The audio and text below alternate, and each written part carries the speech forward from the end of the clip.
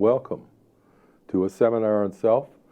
We are dealing today with the secret of self-transformation, which is seminar number 8.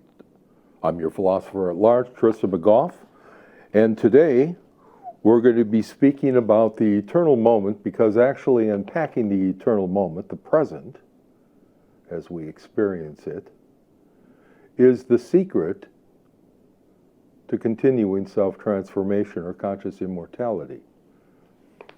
Now, it may at first sound rather paradoxical that there is such a thing as conscious immortality, but actually consciousness in the moment is all we are, it's all we have, it's all we'll ever be, it's all we've ever been.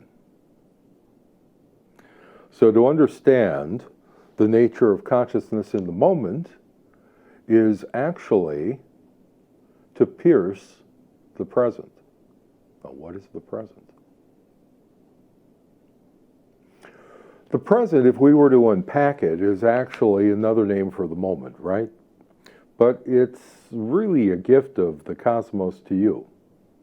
If we take a look at this cogno card of mine, this cognitive map that helps us outline conceptually, and only that, because the map isn't the territory, is it? I mean, here I have the blue represented again as the mind. Well, that's not really the mind. The mind isn't blue. The mind is that which is able to apprehend blue. And here, if we look at the present as a gift from the universe to you, we're going to see whatever is present seen in you within this circumference of this circle of consciousness of your own awareness in its various pluridimensional depths. The first thing that we can unpack is the presented, an object. I've just presented here a cogno card to you, an eidetic, a symbolic map, if you will, of my conceptualizations of the theory of cognism, that is, where consciousness is the fundamental element in this omniverse that we inhabit of many dimensions. And so this, let's just take this as the example. Here is the presented object that I've given you. But before I could even give you this object, it had to be created as a rendering of my own consciousness operating through mind. But that was a mere potential of being to become present. That potential, that presentivity, is the aesthetic component, the part you feel. You feel the presentivity, you feel that this very moment itself is transpiring from being into becoming. Paradoxically, its being remains the same, but as it becomes, as it turns potential into actuality, what is occurring is your sense of ongoing reality, where the past is subtended into this moment by way of retention, consciousness retention, along the seamless continuity of consciousness which you call your self-identity. But at the same very moment, your consciousness is reaching into the future as a protension. So the intentionality of the moment where you as subject are apprehending an object that I am presenting, that is, this is the process of becoming present. Because each of these elements will only become present to your mind as an object as I explain them. Otherwise, all it is a mess of colors and text and what appears to be some kind of order. But what I'm actually doing is I'm presenting you a presented object of the present. And I'm unpacking this present moment for you by saying, well, first of all, before it can even become a present moment, it has to have that potential, right? That exists in the very sensible texture of the universe. It isn't as if any of this in the universe is out of touch with itself. If anything, the body is fully, organically integrated into its natural world by the same laws that operate within that world.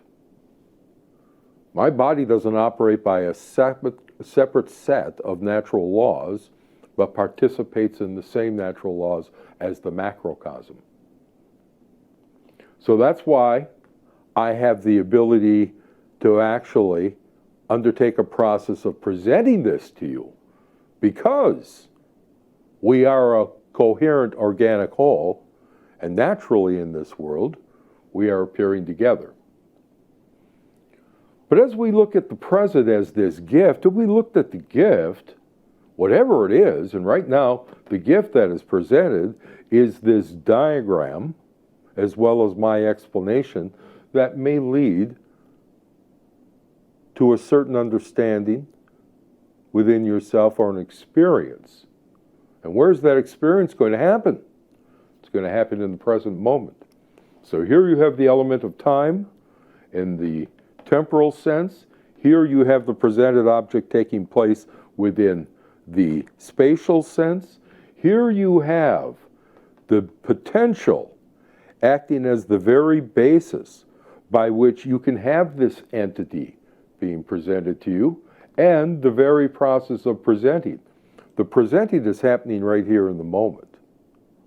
It's happening right here as you look at this very thing. You might recall, and I don't want you to take too much attention on this particular one, except for the colors. And here you're going to see that the two are aligned in terms of space to the presented object, time, and the present moment. Cause as being a causal process by which processing takes place, which we've called presenting, and the entity, the sense of entity. And here is the sense of self.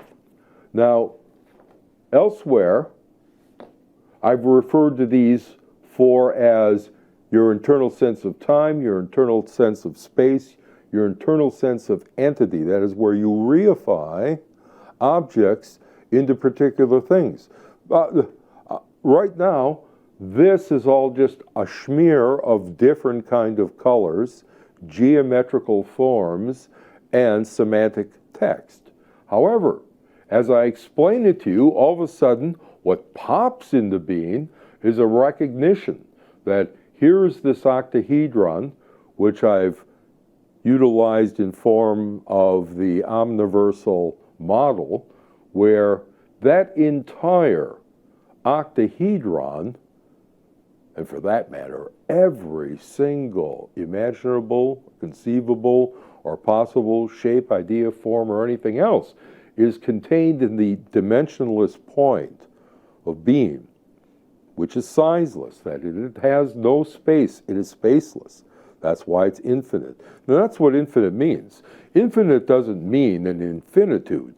It does not mean, as in the natural number system, pardon me, if you were to take from 0 to infinity, for instance, with each ordinal number being sequenced, 2 after 1, 3 after 2, 4 after 3, etc., and you go off on an infinitude, you never reach the end of it. That's not the same thing as infinity. Infinity has no dimensions. It is spaceless. It is sizeless. It has no substance. I've referred to it in the past, and I pulled something out one time for you, which was the ground of consciousness. And I said, listen, here's the point, right? The ground of consciousness is that circle. No. If we're talking about the ground of consciousness truly in terms of primal being, the presencing, which we were talking about earlier,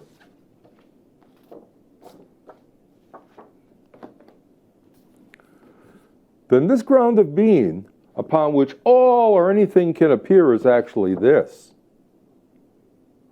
There is no distinction.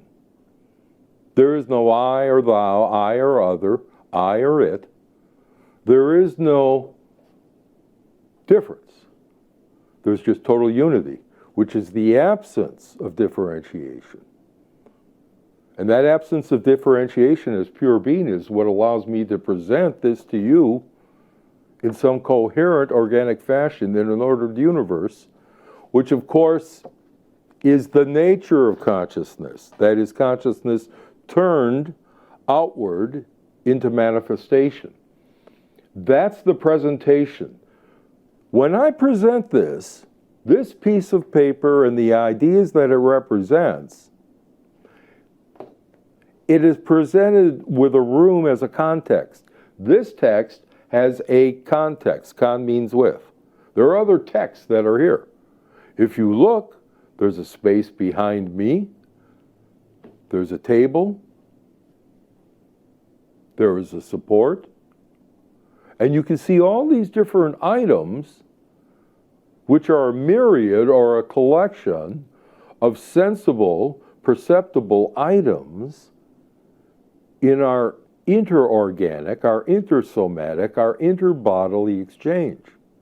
But at the same time that all this organic exchange is taking place as this presentation within this myriad manifestation, which some call Maya, which just means to measure, all of this is being measured out.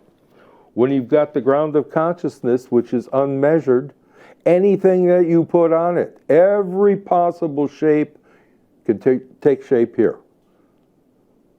I happen to use an octahedron in a lot of my shapes because it makes very coherent the 5 faculties of the self and plus their exteriorization in this world and their interiorization of the ground, the one presence, which is the unity of being. This unity of being lies at the basis of all and is often, when experienced by human beings, called non-dual awareness. Non-dual awareness is where you don't see the universe as different than your ego or any part of yourself.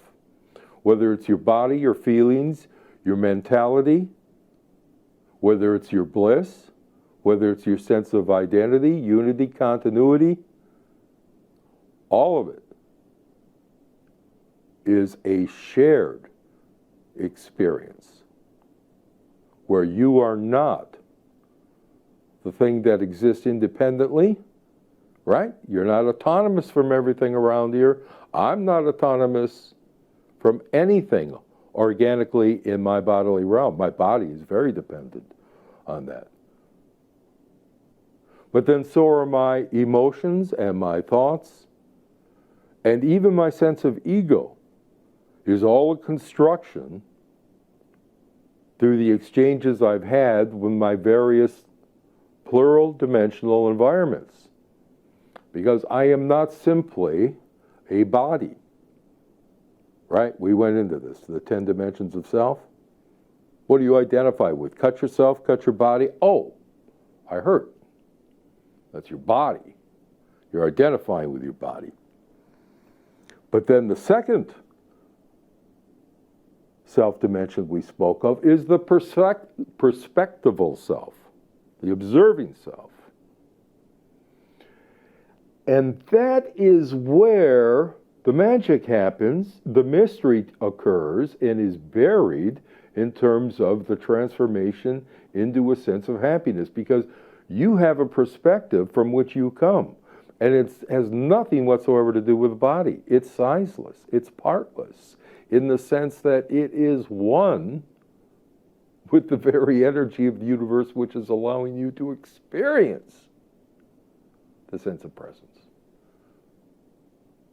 When you have your own sense of identity that unfolds and you say, I'm aware of being aware of talking, sitting, presenting, and then whatever it is that you are aware of in your conscience set, that's just part of the liminal.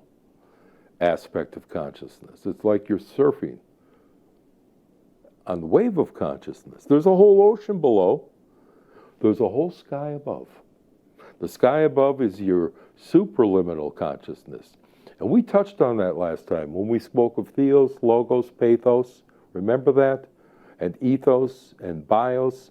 We were talking about these as being the fundamental energies of the anosic self, the spiritual self, the unitive self. Well, this self is not something other than what you are. You are this self. And this is one of the pluridimensional levels of presence that you're often unaware of.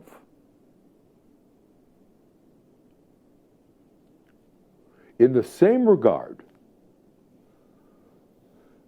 there is in the deep ocean below upon which you're surfing the subliminal consciousness, which is a complete menagerie of your own hidden potentials and the ones that have been unfolded and have constellated in some sort of crystallization of emotional sentiments and layered beliefs and pointed commitments in life and developed habits.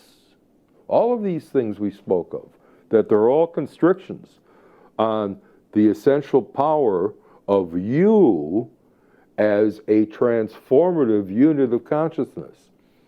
You're a unit of consciousness that must overcome itself. It's as Friedrich Nietzsche said, man is something that must be mastered.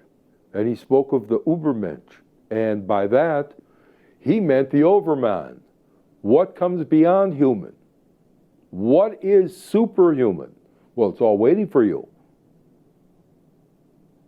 That's the potential of theos. Theos is the very presence of the universe in you so that you have a sense of unity and identity and a progressive consciousness which is always continuous with itself. And that's self-evident. It's apodictic. It's axiomatic. And remember, when I was talking to you of the senses, the Buddhic senses, the spiritual senses that we have, you're axiomatic. That is the sense of self-evidence, where your consciousness evidences itself to you in the moment. You don't need a certificate or a warrant for experience other than your own experiencing. Anything else is a proposition. You can say, I experienced this emotion, but then that's a past object. That's something you retend from the past in your consciousness in the moment. Because the moment is the only thing that exists. Ask any physicist. Any physicist is going to tell you that the past is long gone. The only thing that's going on right now are your active brain cells. The subatomic particles scattering all about in quarkic space. All these things are happening right now, nowhere else. So when we impact the present, we're talking about the gift of the self, the one self, to you, the finite self. And for that matter, to each of us as finite beings. And so when we look at the present, it is the present moment. It is whatever is presented. It is whatever is being presented during that moment. It is that process unfolding. It is that consciousness that's experienced itself transparently, automatically, self-evidentially. I don't need a proposition from any book. I don't need a calculation from any machine. I don't need an affirmation from any human to know that I'm experiencing myself as consciousness in this moment. That is presencing.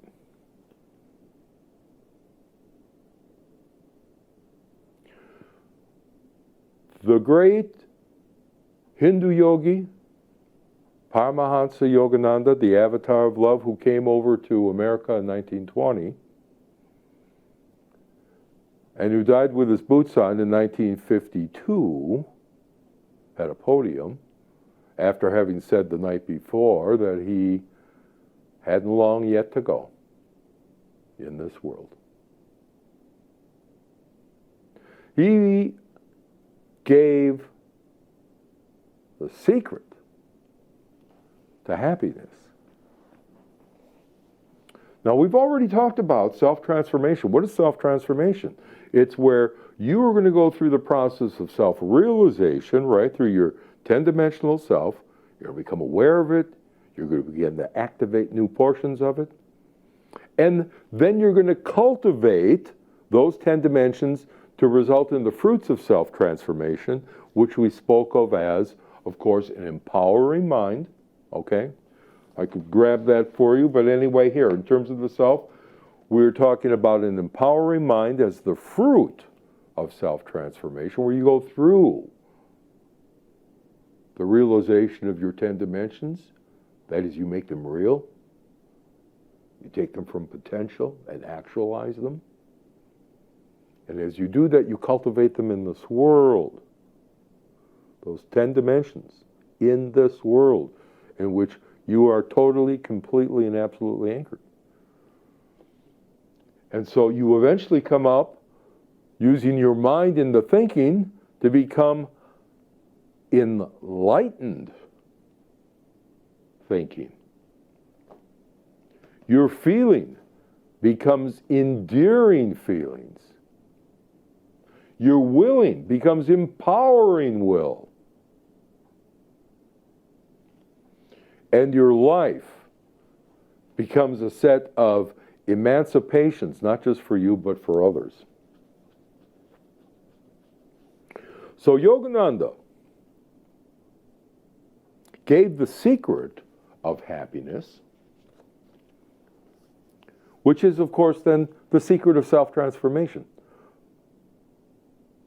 Right? What's the goal of self-transformation? It's eudaimonia, happiness.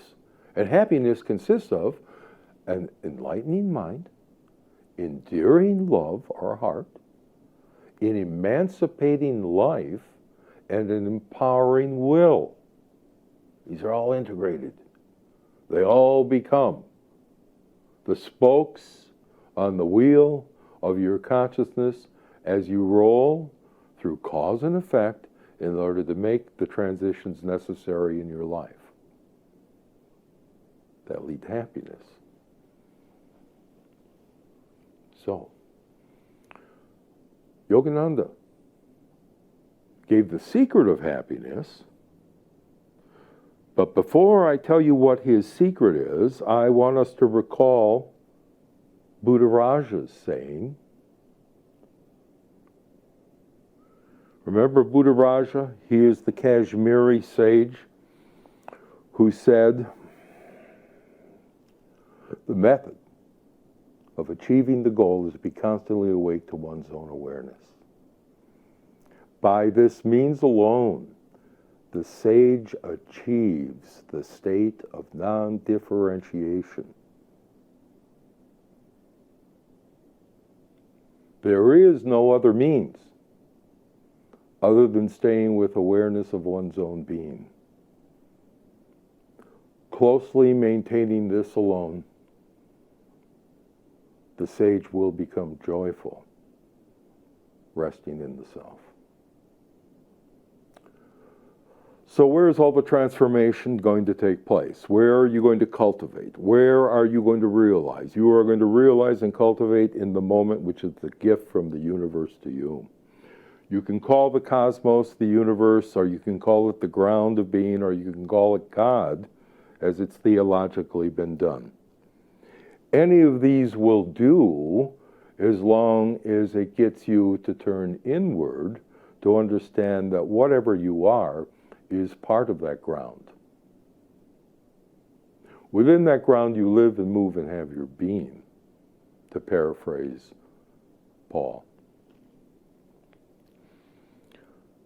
So therefore, grounded in consciousness being aware that you are aware, being conscious that I am conscious, that's where you realize what Yogananda's formula for happiness is. He says the secret of happiness is the consciousness of the presence of God. Now, when we're talking about God, we're talking about all and everything. And we're talking about God in two senses. It is not just God as nature. That's Godhood. Everything we see around us, everything we think is finite beings, everything we experience is a finite emotion, moving into our trans-finite consciousness, forever with us, being subtended as protension and retention in this moment of intention. The structure of the moment doesn't go away now, does it? And it doesn't replicate itself because the present scene that's happening right now is absolutely novel. It's never happened before. Not only is it novel, it's spontaneous. That is, it was unobstructed. It happened all on its own.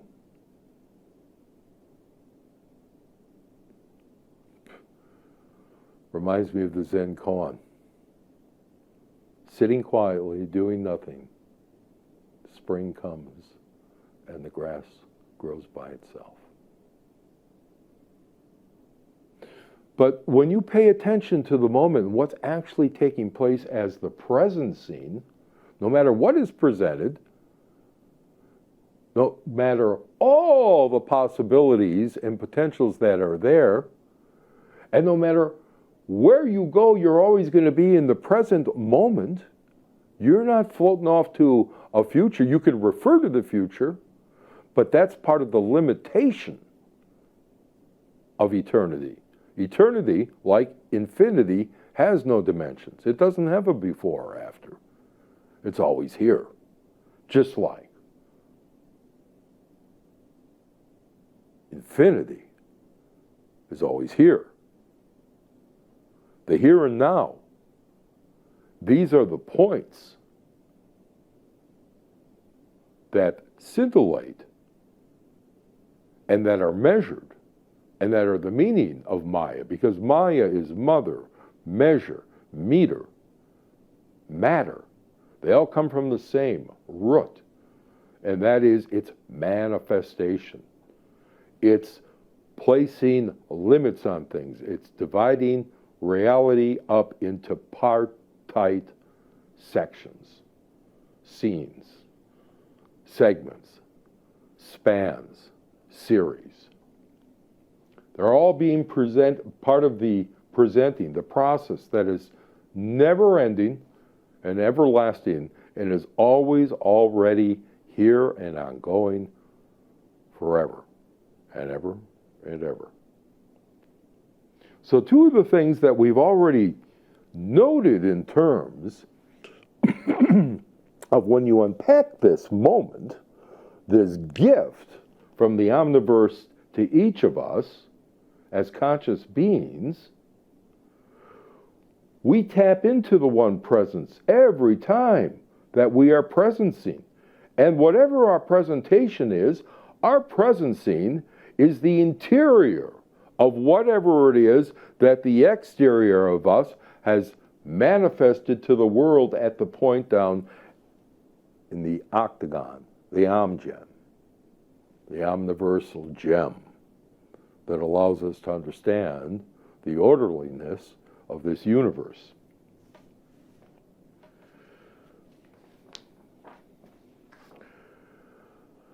So in terms of the present scene, if we go back to that for a moment, Yogananda, saying that the secret of happiness is consciousness of the presence of God.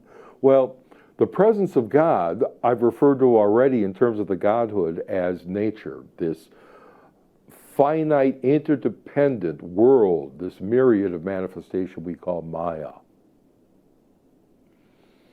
But the infinite, eternal side, where you take off all the limits and there is an impartite being, it's pure being, it's undifferentiated. Remember, the sage achieves the state of non-differentiation, absolute unity. Everything has a sameness, right? The one thing that all of us share in common is being. We share that with whether it's the chair that I'm sitting on, the planet that's whirling through space and revolving around the sun while it rotates on its axis, spinning in a Milky Way, which is just one amongst how many galaxies?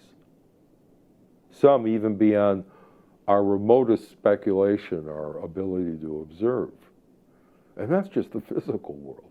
We're not talking about the interdimensional spaces, which we've managed to penetrate so far to the subatomic level, believing that that's all that there is. Well, that's all that our instruments at this point detect. That's all part of nature. That's godhood, if you will. Meitzard Eckhart says, well, that part of the nature of God is pure being. And we just said that, didn't we? The one thing we have in common is that we all are. To be, as Whitehead once said, is to be the potential to become something. And the moment, with its presentivity, has all those potentials packed in to become present and part of our presencing. So what is part of our presencing going on? I already said, look at it. It's always novel, right? You haven't had the same thought. You think you may sometimes think the same thing, but you never do. Every moment is a recreation.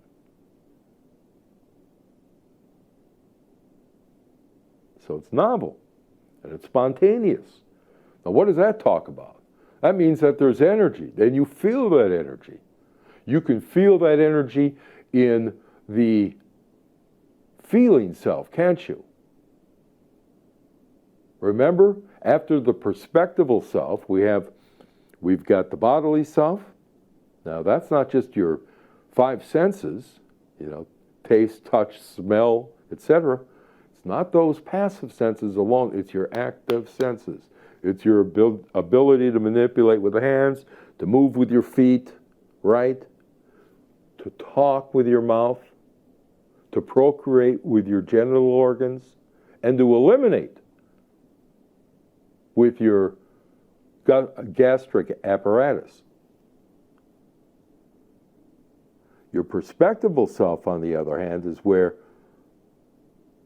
the point of your consciousness as the tire meets the road of reality.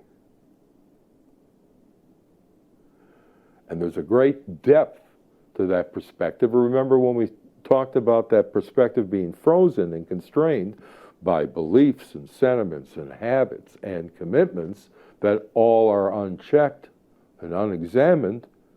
They're the baggage that you carry and you don't know why. You have to submit these to a clarifying process through self-realization, where you become aware then of your next element of self, which is, of course, the thinking self, the narrating self, just as you have a feeling self, a self that is able to experience pain and pleasure and peace and the emotions of anger, etc., love, whether it's romantic or filial, whatever it is. You have that ability. So you have a bodily self, which has both active and passive senses. You have a perspectival self, upon which not only do you view the world, but you penetrate the world through that point, your perspective. And then you have a feeling self, and you have a thinking or narrating self. But that thinking and narrating self takes on an entirely new dimension in the social self, where you are taught language and logic, how to think, how to problem solve, how to get along with your enemies, how to get along with your friends.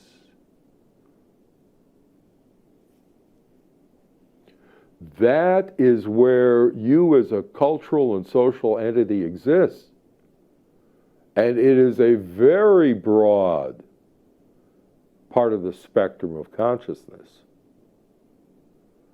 Everything that we've accumulated as a culture and transmit to one another, whether it's the secret oral teachings of the East or whether it's the scientific theories of subparticle physics today, all of it lives within a milieu of speciality, a speciality of consciousness called concepts,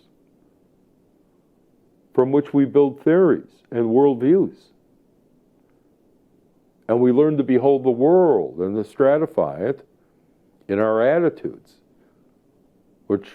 and our perspectives. And then we find that even with all of this bodily self, perspectival self, feeling self, thinking self, social self, which is really your imagination, that's where you utilize your imagination, not simply to assume somebody else's persona, but try to take the point of how they see you. You got those five, but they're all of what? Of one single consciousness.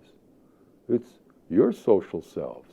It's your thinking self. It's your feeling self. It's your perspectival self. It's your bodily self, all five of them, as a continuity of consciousness. This is your continuing self. And then we spoke, well, if you have a continuing self, right now, all my emotions, all of my thoughts, all of my wills, all of my past, all of my memories, all of my imaginings of the future are occurring right now in the moment, but the amazing thing is they are organized. That's your unifying self. Next, you have a self that is involved in the ongoing matrix of the world, in which supraliminal aspects, for instance, of logos and pathos, of your feelings, the greatest loves and blisses that you have, all those peak experiences, they are all coming into this world and creating a change in this world. We're all moving toward a new Eden, to a new earth, to a new plane, to a new consciousness. That's your advancing self.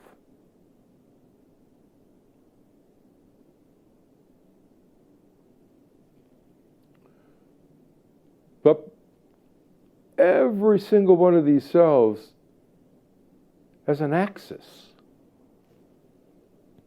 a line running through them, the identifying self. Now these are the selves that are realized, and then as you cultivate these selves in this world in which you are bringing down supraliminal forces of your consciousness and energies, when you feel the novelty and the spontaneity that is occurring and the energy, that energy are these potentials of your anosic self, your spiritual self, your spirit. They are the ground of you. They are the thing that allows you to participate in this world and to have a sense of presence. A sense of presence that's advancing, that's always unified, that is continuous, that yet has all these myriad dimensions in your own personal omnigem of consciousness, whether it's social self or your feeling self, thinking self, whatever self. Whatever self, you're always with yourself. And the present is the gift of the self with a capital S to you, the self with a small s. There is nothing out there that isn't in here. There's nothing in here that isn't out there. So when you are becoming aware of the presence of God or the ground, you are becoming aware of an infinity. And Meister Eckhart speaks of God in this sense as the Godhead, not the Godhood that unites everything in pure being, but it's the Godhead. It's the peak. It's the one presence. It's the unity of being. And that, he says, just as in nature God is pure being, in the ground of consciousness, God is pure nothingness. You can't put a dimension or a distinction. You can't put a distinction or a dimension here that is not already possible.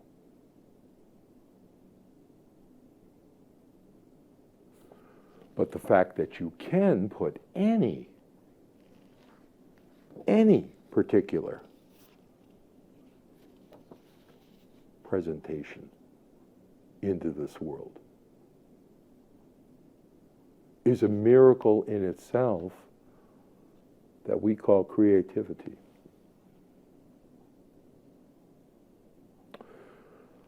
Paradoxically, before this moment existed,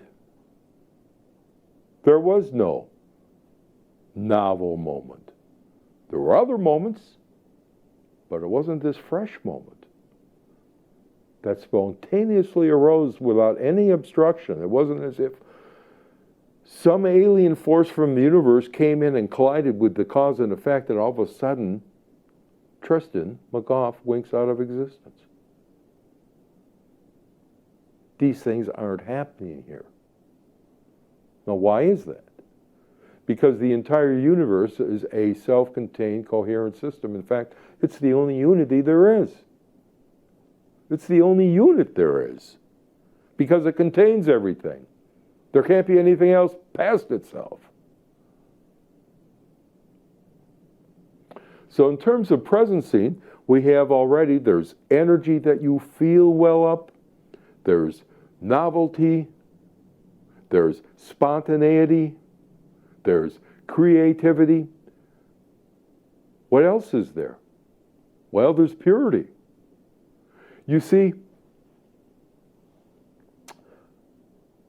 there was nothing to hinder reality from expressing itself from absolute nothingness. The Godhead effortlessly is the Godhood. What is transcendent is here, already immanent. As consciousness, I'm experiencing my presence as a self-sealing unity and identity. That's clear. So, I'll tell you what we're going to do for our step this week, and we're going to use step 5, the meditation moment. And this is a self-transforming, evolving practice, step number 5. And this time, it's going to have a multiple set of meditations that we're going to do to achieve Paramahansa's realization of happiness. So, first of all, sit comfortably. and prepare to meditate. Now, I'm going to have another session after this 12-fold seminar on self, and one of the sessions I will discuss meditation more fully. But for the moment, just sit comfortably, whether it's sitting in a chair, you want your back straight, you want your chin parallel to the floor. It's best if you close your eyes after focusing on your nose, and then take your eyes to the center of your forehead, as a triangle, as it were. And with eyes closed, you sit comfortably and you prepare to meditate. So now, you'll enter the door of awakening to self-consciousness through the invocation of the awakening mantra, which by now, I'm sure you are all aware. I am conscious of being conscious. That's your entry. It's not the words that do it. It's your experiencing of your consciousness. That's what we're talking about. Chanting the words ain't going to bring the Lord. You need to experience what is occurring now. Right? Buddharaji. There's no substitute other than staying with awareness of one's own being. That's where we're at. The awakening mantra opens that door into one's own being. That's simple. So the first set of meditations is going to be on the present moment. And the first one, you may want to take a snapshot of this or whatever, and I can always send it to you. Just tag me at my email address at the end of this session. Well, the first set of meditations is going to be on the present moment. And your first meditation, you will ask yourself, as I have, am I living in the moment, or is the moment living in me? Now you meditate on that for a while. And after you think you've got some sort of answer to that, ask yourself this next question, constituting your second meditation. Am I living the moment, or is the moment living me? And after you've spent some time reckoning this, move to the third meditation.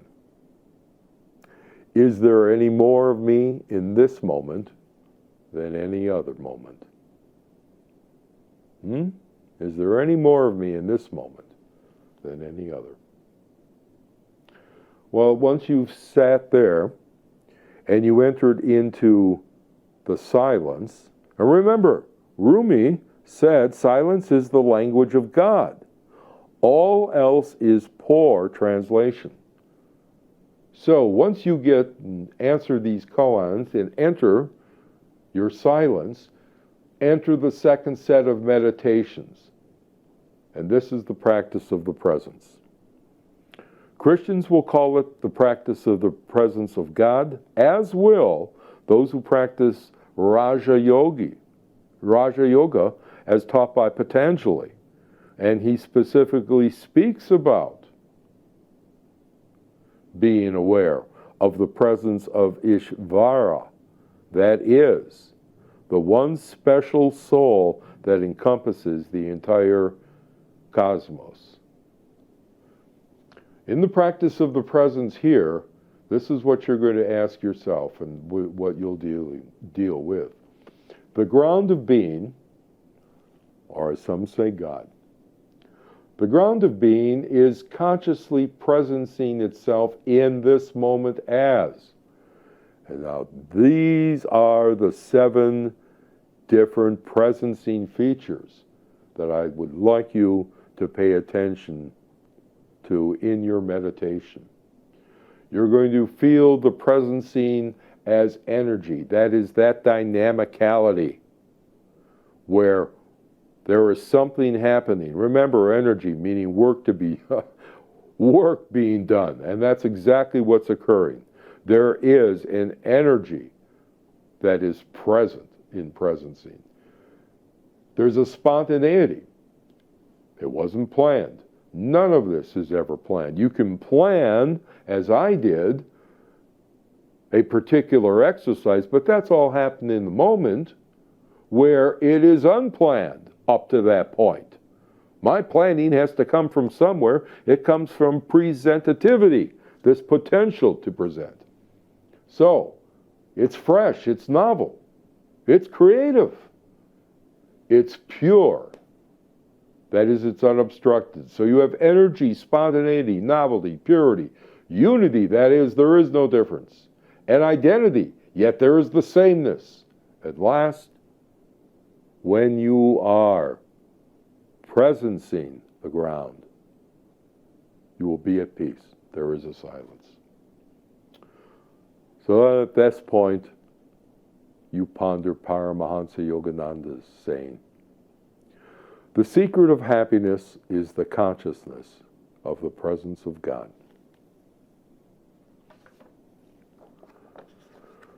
Well, that is going to wrap it up for this session number 8.